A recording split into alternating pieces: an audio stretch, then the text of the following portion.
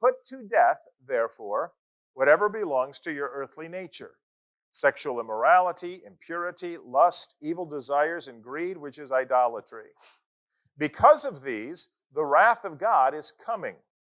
You used to walk in these ways in the life you once lived, but now you must also rid yourselves of all such things as these: anger, rage, malice, slander, and filthy language from your lips.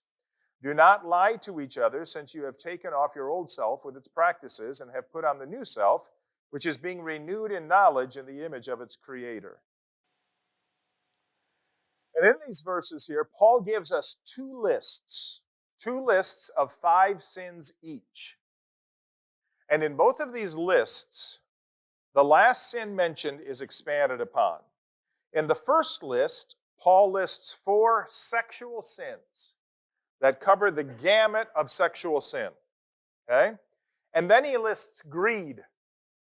And he says greed is idolatry.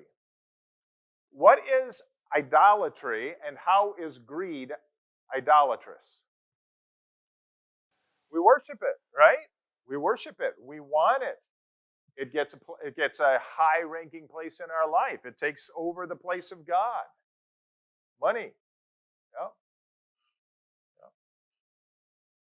And Paul says here, he says that someday God's wrath is going to be poured out because of these sins. And that is how we all used to live. We all used to use others and worship money.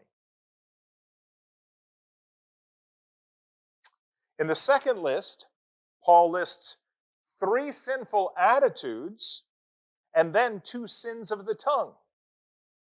Okay, the second list, he says, rid yourselves also of such things as anger, rage, malice, slander, and filthy language. And then he says, do not lie to each other.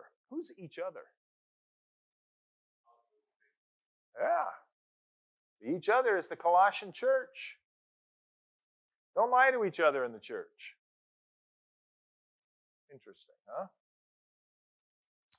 And so Paul is talking here about how we speak to each other in the church and how we treat each other in the church. And he's saying here that the way we act toward each other and treat each other in the church should be sanctified and purified because we've been baptized. Remember, it's all rooted in that you've been buried, you're dead. Now you have to be alive to these things. You've been raised to a new life.